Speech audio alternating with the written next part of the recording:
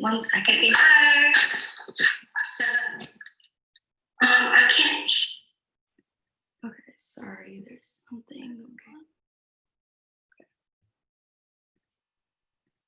Is it from the YouTube stream? Yeah, and I just took that off, so okay, Cool. awesome. Okay, cool. All right. No worries. Good morning. Hi guys, it is Sunday and 11 a.m. So if you're watching, you've definitely made the right choice. Hi everyone, my name is Adia Kasimseti and I am part of the No Profit organization.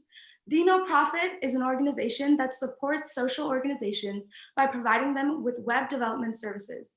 We work with everyone from after-school clubs to other social groups. And for more information, you can find us at thenoprofit.org. So we all know the very famous phrase, go big or go home.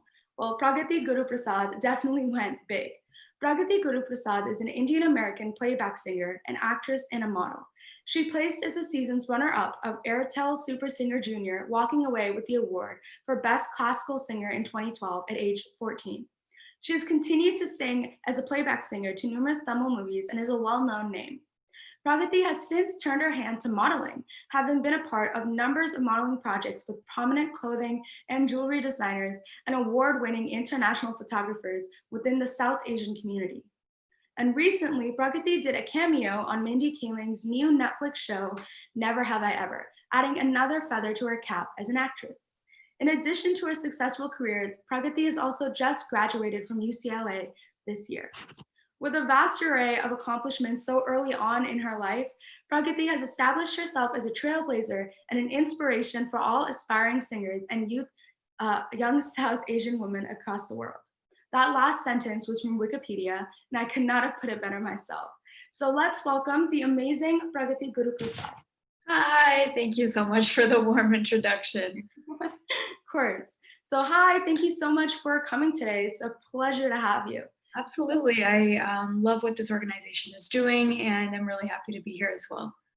Thank you. Yeah. So, wow, you've certainly done a lot in your life and you're only 22. How does it feel to be the kid that all the other parents compare their kids with? Absolutely not. I think that's you're speaking very highly of the things that I've done, but it's definitely been kind of a wild ride. I don't think my parents or I or any of us really expected anything to happen. And I think it was more so just my mom wanting to take a chance with the talent that she thought that I had. And that's led to so many incredible opportunities and has really allowed me to find a career in something that I love. And I think it is extremely special to wake up every day and be really excited about going to work. And it's a very special feeling, and I'm so grateful for everything that I've done so far. Yeah, it's so awesome that you love what you do. Yes, I really do. So yeah, so you certainly are very successful, even if you may not think you are as much as I do. And I cannot wait to dive into that today. Yeah. So, it came as a shock to me that you actually used to live here in the Bay Area, where I live. So I would really like to know, before we start, what are some places that you miss about the Bay Area? Absolutely, yeah. I wouldn't really say that I miss too much about the Bay Area just because I come back so often. My parents still live there. My grandparents are there as well. I have extended family in the Bay. And although I've lived in so many other places, including Los Angeles and India and travel all over the place, I think whenever I come back to the Bay, I always feel at home. And a part of that is obviously my home and, where I grew up. And I think, there are all these little pockets of the Bay Area that are incredible, right from the outdoors, like the hiking and just the beautiful scenery everywhere, the incredible food, the incredible Indian food that the Bay Area has to offer. I think that's what I always miss when I come back to LA, because growing up there, I expected everywhere in the world to be like that, but it's absolutely not. But I think that if I ever, really do miss anything, it's home and it's being with family. Yeah. For the Indian food, right? Yeah, the Bay Area has a lot of good Indian Yes, yeah. We are so spoiled. Yeah. Okay.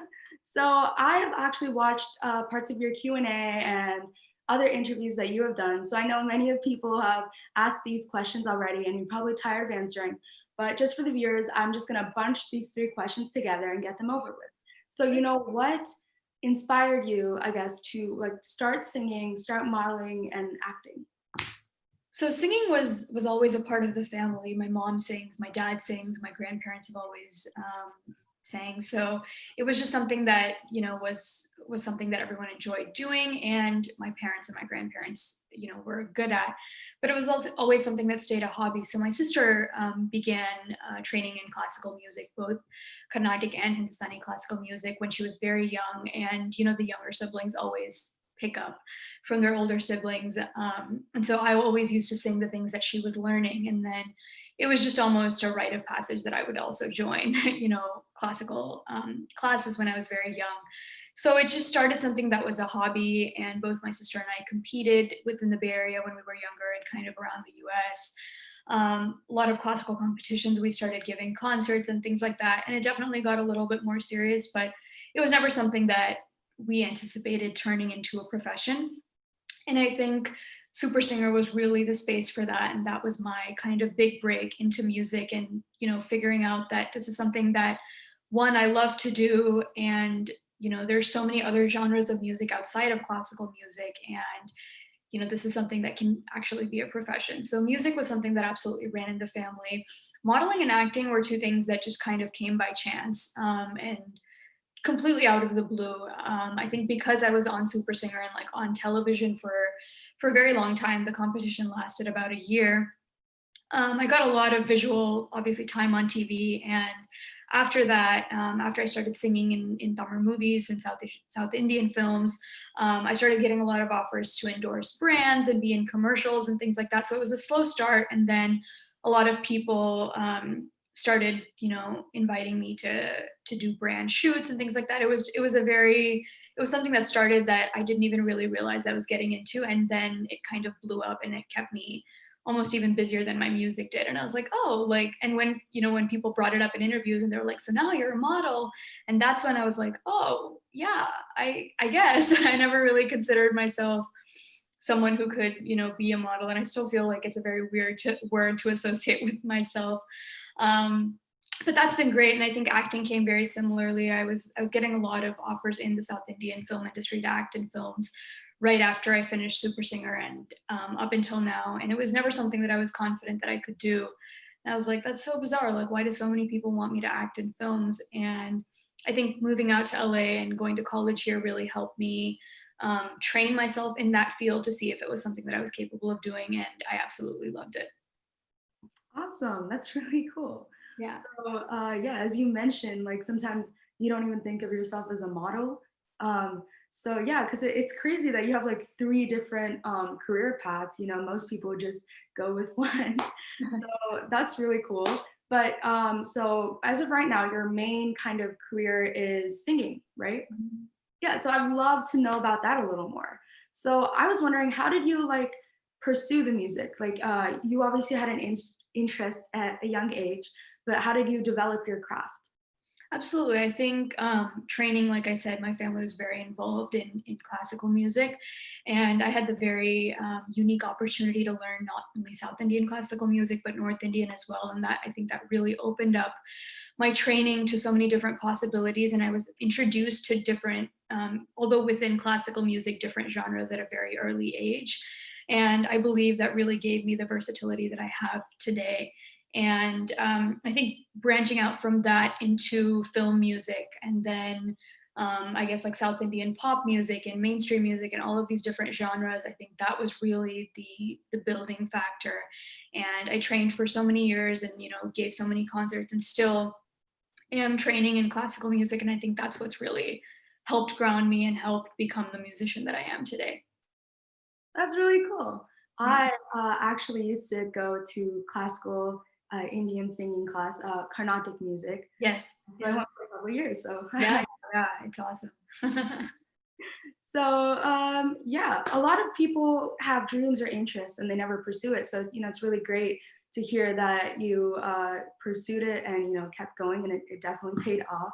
So yeah, and then you took it to the next level. So I was wondering, how exactly did you take it to the next level? Like, there's a whole there's probably a whole process to go from singing for fun and going to classes and then going into making it like a career and singing for film. So, how was that entire shift? Absolutely. I think I was really very lucky because I had a platform like Super Singer, and it was something that really allowed me to break into the industry. My name, my face was well known to so many people around the world because of that show, and all the opportunities I've gotten until now has been because of that show, and people still associate me with that. And I think it's a lot harder when you don't have a stepping stone like that or don't have a big break like that. But I think that's what really opened me up because I wasn't, when I was a kid, I was always like, oh yeah, I'd love to be a singer, or like I'd love to be an actress or whatever. But it was never something that I was so persistent about. I know a lot of people are like, oh, the day I was born, I knew I would be a doctor or something like that. That was never me. I had no idea where my life was going. I was just doing all these extracurriculars because that's what, I was taught to do. And that's what my sister was doing. And that's what my parents told me to do. And I think the extra push to really show me that, hey, this is what you're good at.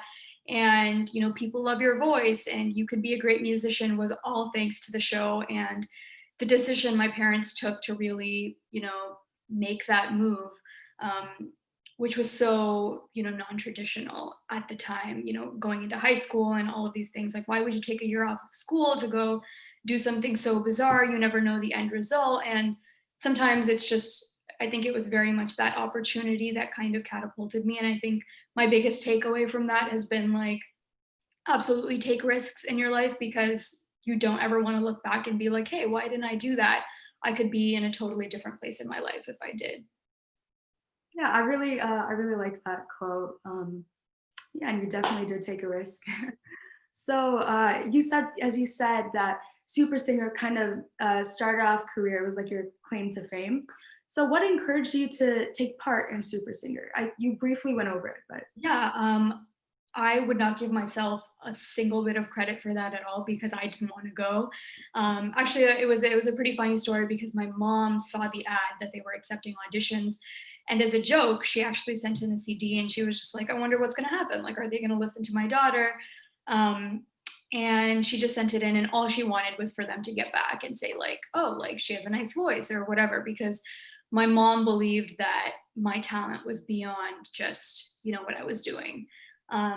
And she wanted affirmation for that, of course. And so she sent it in. We got a response back, and she was like, "Okay, cool." And then my dad was like, "Okay, cool. Like that's good. Like you got what you wanted." And then my mom, being the person that she is, was like, I think we should like pursue this." And my dad and the rest of my family were like, "Are you out of your mind? I don't think that's going to happen." And I was not a part of this at all. Um, I was just like, "Oh, I'm like going to high school. I want to be with my friends. Like, I don't want to do any of this. Like, why on earth would I move to India? That's so bizarre." And nothing really made sense to me at the time. But I think it was really my mom's, kind of dream and her vision to really take me to India and make this happen. And even after, landing there and being on a few episodes of the show, I was like, I don't like this. No one likes me. No one wants to talk to me. Everyone thinks I'm that weird girl from the US. I didn't really know too much about Tamil film music. So everything was just kind of bizarre. It was like too hot. And, there were just so many, so many things, so many hurdles to cross. And I was very unhappy for the first few months. And I was like, why am I doing this? Can I just go back and be with my friends? And slowly, and it started to grow on me very slowly. And I think it was the support that I had from my parents and my family and my mom's kind of dream and vision that really brought me to where I am. that's awesome. I'm glad you had all that support and your mom like pushing you Oh, to. definitely. It would be nothing without her. And you got second place, right? Yeah. So congrats. It's Thank like you. 8 years late, but I know. No, thank you. Yeah. It's crazy when you say 8 years because it feels like it was yesterday. so yeah, as you said, a lot of things stemmed from that. So I was wondering, what is like the first outcome of that, or your first opportunity after the Super Singer competition, and how did it go? Yeah, I was actually very fortunate. I was one of the few contestants. The day after the finals of Super Singer, I got a call from a director and a music director, Bala sir and GB Prakash, who are very big names in the industry and very respected in their fields. and they wanted me to be a part of their film and sing. So that was like my first big playback deal, and it was as soon as the competition ended. So I was very lucky. We were about to leave and move back for me to finish high school, and we actually stayed a few extra months to record the song and wait for the release of the song. So that really was my big break into playback singing, and I've had some beautiful songs since. Wow, that's Yeah. nice. Wait, so you were 14 when you got your first opportunity? I was 15, yeah. Yeah, yeah. 15. I turned 15, yeah, halfway through the show. That's really cool. I'm gonna be turning 15 soon, and Oh, cool. thank you. And I've done nothing of that sort. Don't even worry about it. That's really cool. So, you were in high school at the time, right? Yeah, I was a freshman in high school. Yeah. So I assume that you had some sort of homeschooling situation or some way that Um, you. yeah, I took a year off initially, thinking that I would come back and repeat the ninth grade, but I really didn't want to be held back from the rest of my friends. So I actually enrolled in an international school in Chennai when I was in Super Singer, but our schedules were so insane that I could never go.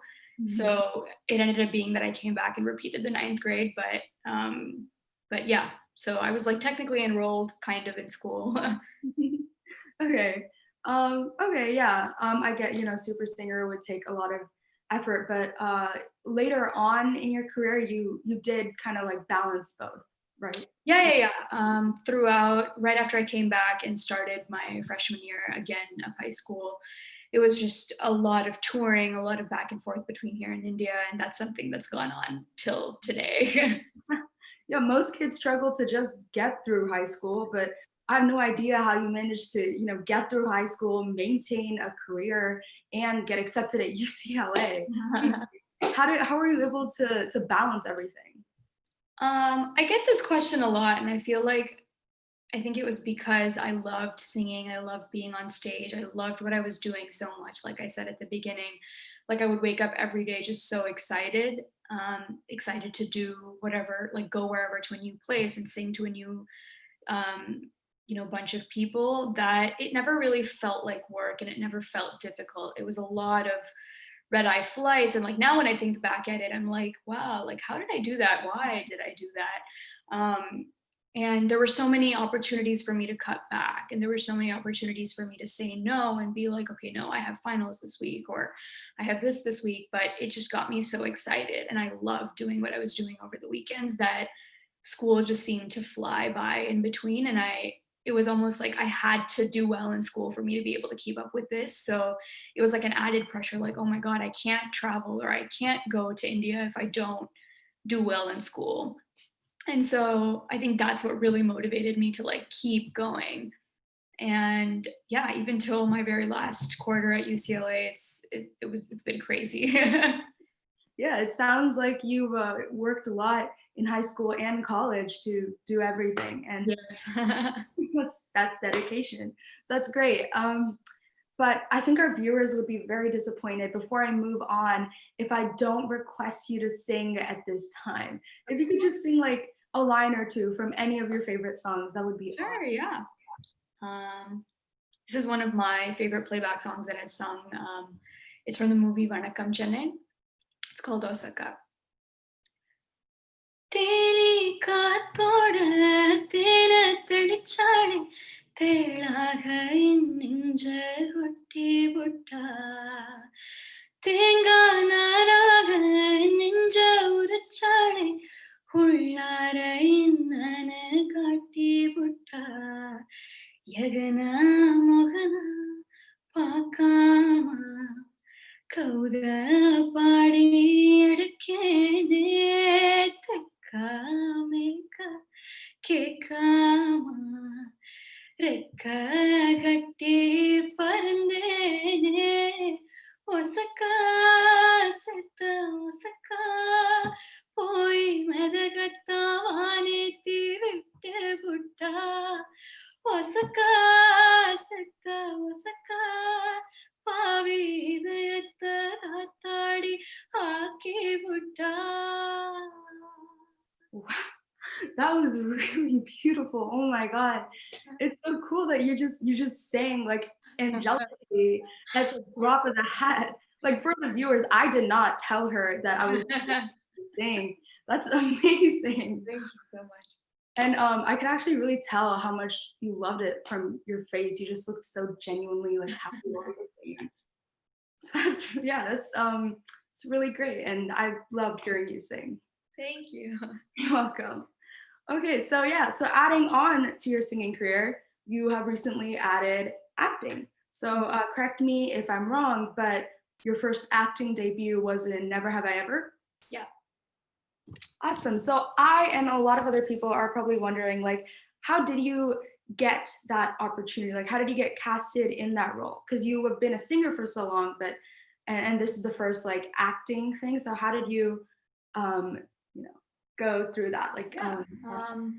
Surprisingly enough, it had nothing to do with anything that I've done before. There was no connection to my singing career, to my modeling career, or anything. But like I said, I had a lot of interest to act in, or got a lot of interest to act in Tamil films ever since I finished Super Singer. And moving out to LA was really gave me the opportunity to enroll in acting classes and kind of figure out what all of this was about, if it was something that I was capable of doing, if it was something I liked doing. And since my sophomore year at UCLA, I enrolled in acting classes and I was able to meet a lot of UCLA grads and friends of friends within the entertainment industry here. And I soon signed to a management company and an agency, and went to a bunch of meetings. And it was just a very, methodical process of meeting everyone, being like, hey, this is what I am, this is what I want to do. And I was very fortunate to sign to an incredible management and agency who have been, putting me out on auditions and so many incredible opportunities. And Never Have I Ever was actually one of my first few auditions and that I booked. And yeah, it was very exciting, I think, for that to be my first step into Hollywood, to be a part of such a revolutionary series that people are going to watch for years to come, because we're finally seeing people that look like us on mainstream television, and a family that looks like us and speaks the language that we do. And it's everything about it is just so exciting. And Mindy Kaling is incredible. She's a trailblazer and a role model, and it was just amazing to be a part of that. Yes, I absolutely loved Never Have I Ever. Yay. Yeah, it's a big step to more South Indian representation in Hollywood and the Western media. So that was really cool. So you mentioned that you signed with an agency before. So at least for me, that process has always kind of been blurry. Like, how do you sign with an agency? Like, were you like, did you have to audition for them, or like gave a resume? Like, what was the entire process before you signed? Yeah, the process is actually not kind of set in stone. It's different for every person that kind of goes through it. I think the most traditional process is that a lot of the bigger agencies and managements have a application process in which you can just submit your headshots and your resume and your social media and kind of just like all the work that you've done. And then I think periodically when they're looking to onboard people, they look through all of these and I guess like book meetings with people who they are interested in. Mhm. Thankfully for me, I had a lot of people who were well connected in the industry and kind of found a mentor very early on in the stage who was a friend of a friend, who was a casting director. And he kind of led me through the whole process from day one when I was like, hey, this is my situation. People think that I can act, but I don't think I can act. What do you think I should do? And Joe is a great friend of mine now and has been very helpful through the process and kind of said, you need to go to acting lessons and kind of strengthen your craft before I can introduce you to anyone I know. And once I did do that and I had something that he could see or that he could send out, he was just able to like email blast it out to a bunch of people that he knew. And from that came a lot of people who were very interested in taking meetings. And it was just meeting after meeting after meeting with that. And then the ball was kind of in my court where I was able to decide who I wanted to be with at that point. But I think that whole process, I was just very, very lucky in. And then once I sang to management, my management was able to introduce me to agents. And it was just like kind of like a streamlined process through after that. But it definitely is different for different people. There are like kind of workshops and management workshops where you go in and you audition for a bunch of people, a bunch of managers and agents together, and they scout you from that. Or if they see you on stage and they attend these events, there's so many different ways to get signed to these agencies. Yeah. Awesome. Yeah. Cool. So yeah, thank you for clearing that up for me and Right. anyone who's watching. Um, so you mentioned that you took classes, acting classes before really got into it. Um, I'm actually super interested in acting. Well, my classes are starting this week in the Bay Area. So yeah, I'm really excited. Awesome. So, Yeah. so I'd love to know more about your acting classes. How long did you go to your acting classes? When did you decide you were done, etc.?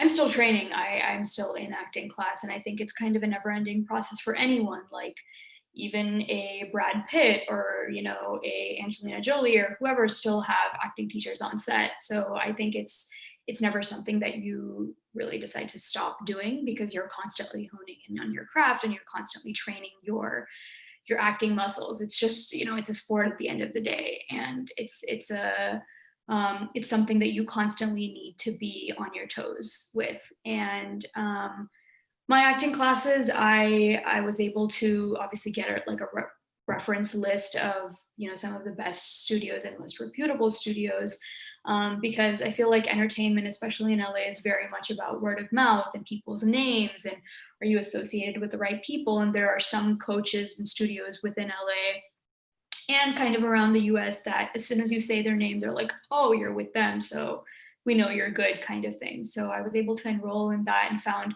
a studio I was very comfortable with early on. And because I was also in college at the same time, I took evening classes that were like 7 p.m. to 11:30 p.m. I think twice a week.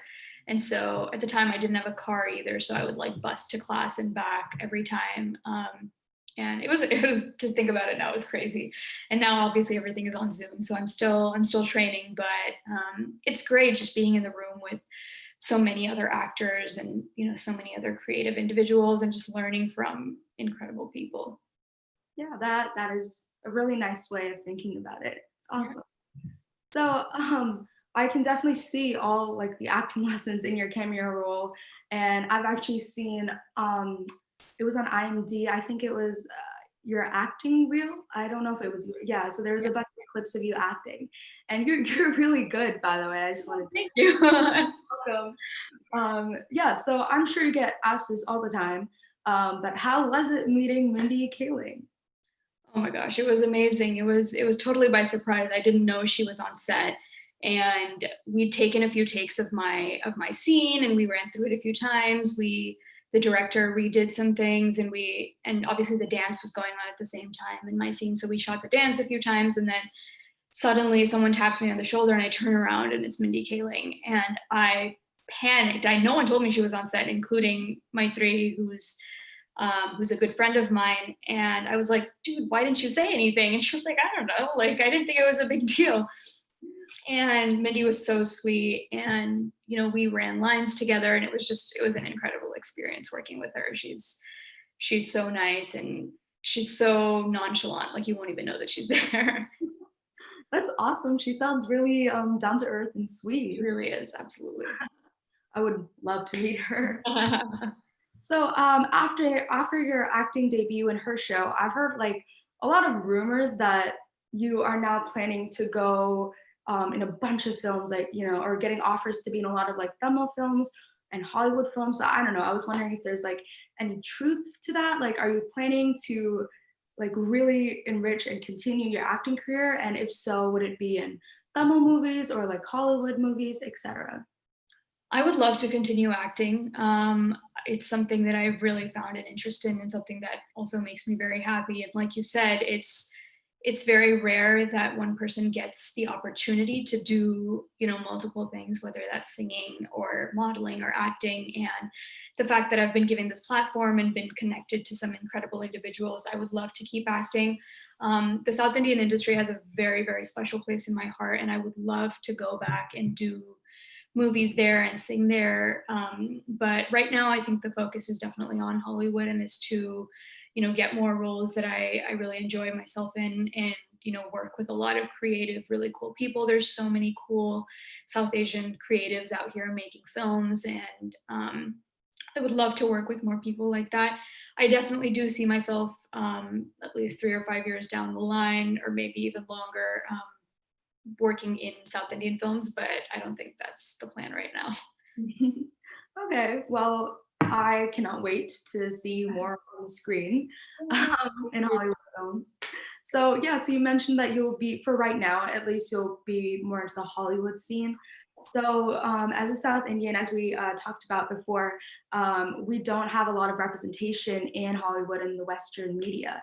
And when we are cast, it is usually in like stereotypical roles with like the whole accent and you have to be the nerd and all that.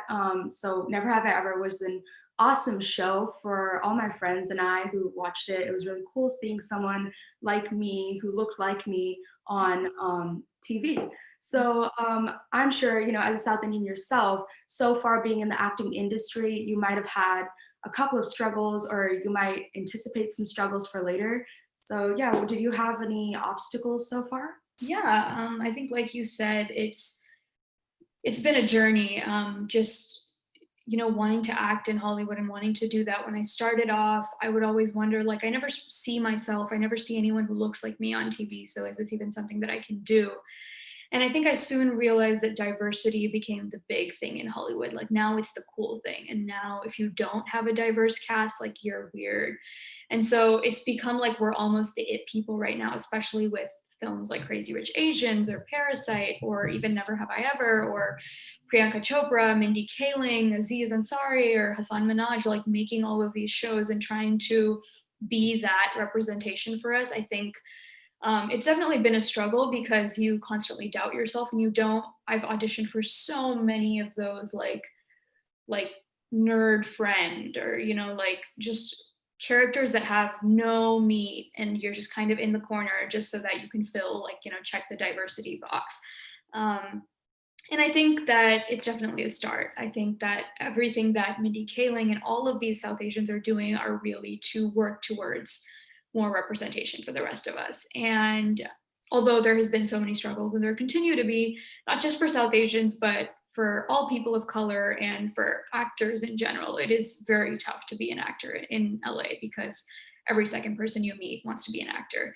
And so the journey, as a creative is always difficult because you don't have a fixed salary. You don't know if you're going to wake up tomorrow and go to work.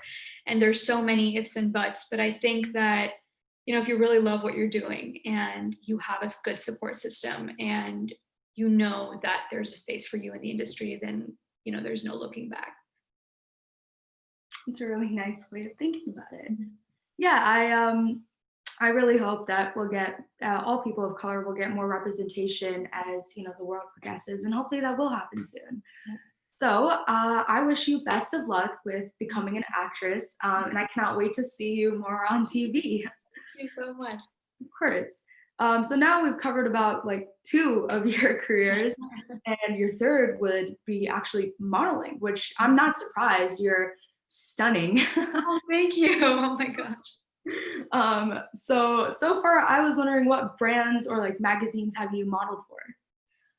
Oh man, a lot. I think one of my biggest features in a magazine was Kush magazine, which is the biggest South Asian bridal magazine in the UK. That was really fun to do. I flew out to London for a weekend and I was able to work with some incredible, other creatives, makeup artists, designers, jewelry designers, all kinds of people. That was amazing. I've had a very cool opportunity to work with a lot of US based brands as well, like Kiehl's, Toyota, Daniel Wellington, a lot of other US based brands as well. ColourPop, NYX Cosmetics. And so it's been really fun and it's really crazy to see yourself in some of these campaigns. And again, like we're always, looking for representation and it's very hard to find brown people in mainstream, photo and print, especially for all of these brands. So I'm really glad that I can be one of them. Awesome. Yeah. I've heard of actually some of those brands, ColourPop and NYX, I think. My mom actually has some of their products. I mean, I don't have any because I buy everything from like the clearance section in Target, but they Yeah, are very well like they're very big brands, so it's really cool yeah, that you model for them. thank you. So out of all of these shoots that you've done, I'm sure you had like a favorite. That's a good question. I think working with NYX and ColourPop have definitely been some of my favorite experiences because just being on set and seeing so many other people and working with, makeup artists who've worked with some of the biggest names and faces in the industry are definitely very cool. Mhm. Awesome. That's really cool.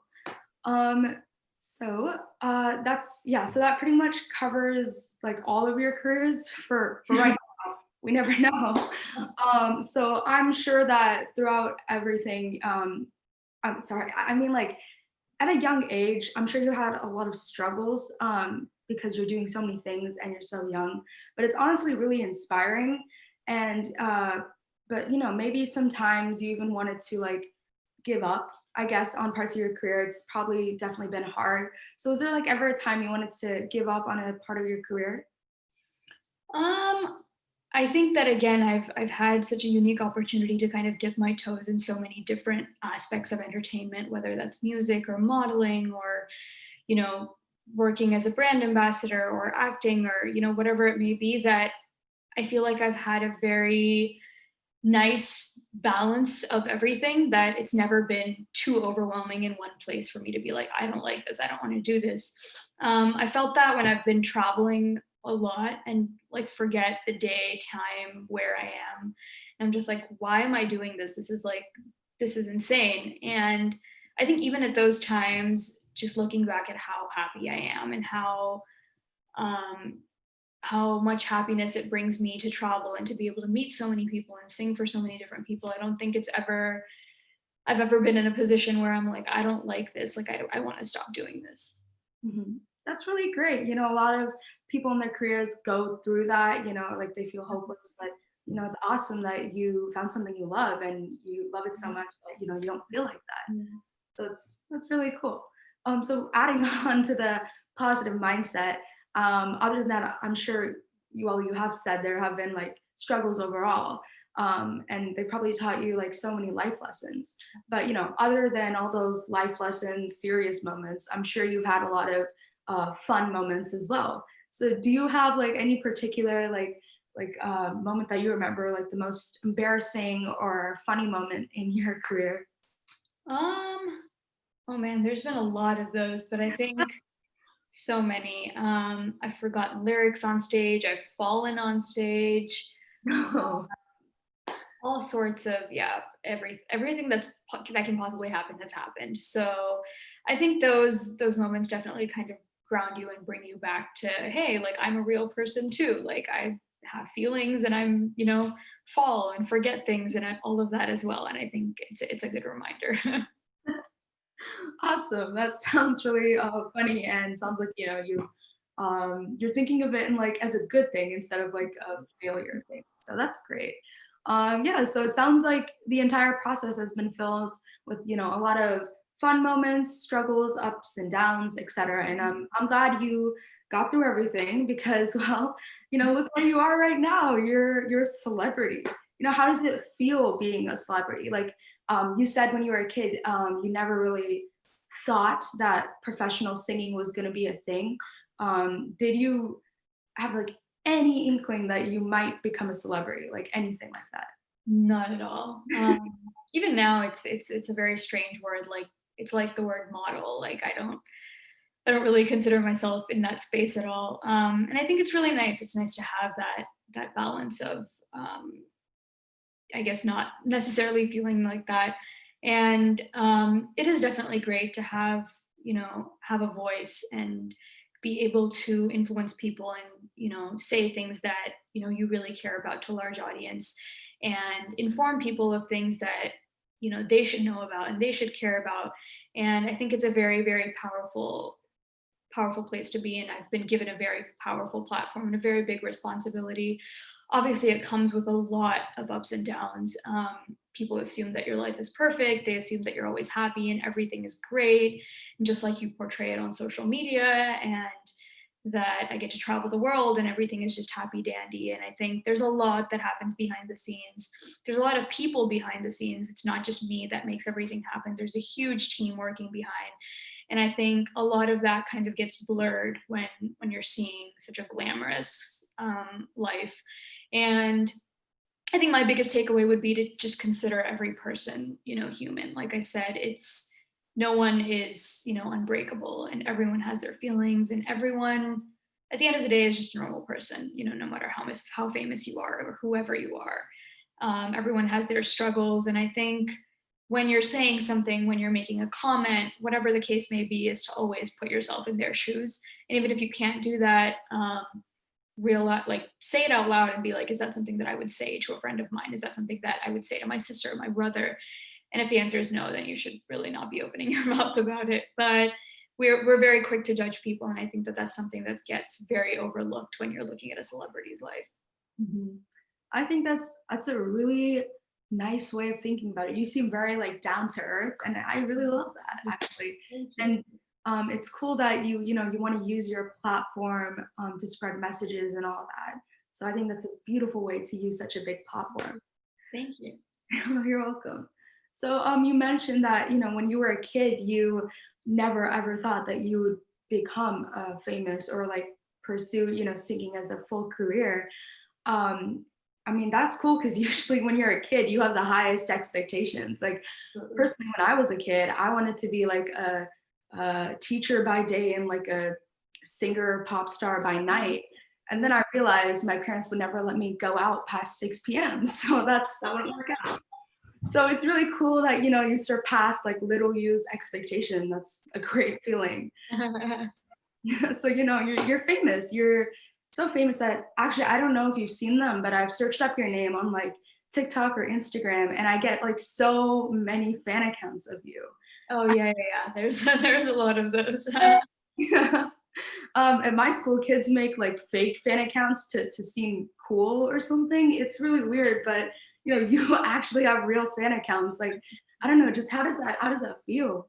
To have like It's so many. amazing. I think when I was in Super Singer, I was enamored by the number of accounts that there were, but it was obviously supporting someone who was on television at the time. Like it was used to gain votes, and like they were also helpful and supportive. But I think the fact that so many of them have carried on to this day, and 8 years later, and they're still sometimes posting information about myself that I don't even know about. And I was like, where did you get that from? I think it's amazing that I have that kind of love around the world, and it's incredible just to see it every day, and to see, like, I find it hard to post about myself, regularly. I'm like, wow, this is such a big responsibility, but to love someone so much to keep up with their lives and post about them regularly is beyond is beyond even something that I could imagine, and it's very, very special.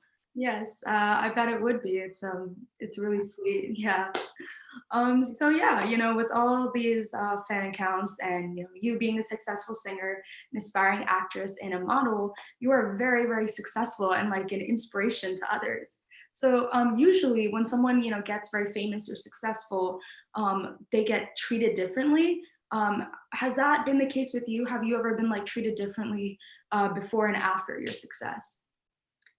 Yeah, I mean, definitely. I feel like that's something that everybody goes through. I was definitely, obviously, a much younger kid um, when I was on the show, or when I kind of had my big break. But I definitely saw a difference in a lot of people, and I think went from having a lot of friends and a lot of people that I knew to a very, very tight circle and very few people that I consider myself very close to. And it always ends up being favors of favors for friends of friends, and hey, can you do this for me? Hey, can you do that for me? And sometimes you're not really in a position to you know accept that kind of, like, accept as many favors. And a lot of people, obviously, over the years of their lives do change. um, and again, like, kind of, it's tough to understand what life is like in this position for anybody. And I don't think I can look at somebody else's life who's has this kind of a following and be like, oh, I'm sure their life is the same, because it's such a different journey for each and every person. So it's definitely sad to see that change in a lot of people, but I think it's really brought me closer to the people that really do matter to me and have never seen me as a different person. Yeah. Yeah. Although you do like lose a couple of people, I'm guessing, I think, it kind of tells you like who is your true friend and not. Absolutely, yeah. So that's really cool that you think of it that way. So, speaking of your success in all of your careers, my mom was telling me that when she was growing up, she really only had like two options, engineer or doctor. And she was always like pushed and like encouraged into this STEM field. Mhm. And yeah, so like generally, like in the Indian community, especially, there's a very heavy focus on like grades and STEM.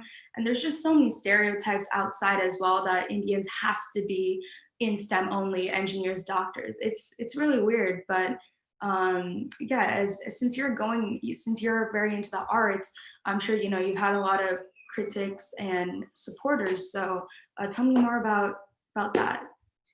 Yeah, I mean, I'm growing up in the Bay Area. I went to a very STEM heavy school where we didn't really have any arts classes that were serious or legit enough.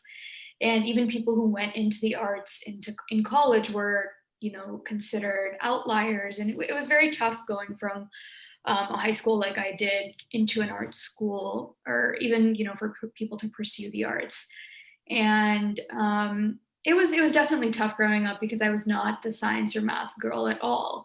But I think it was definitely helpful to be pushed in those areas because it constantly taught me that working hard and being amongst competition who is always better than you will push you harder.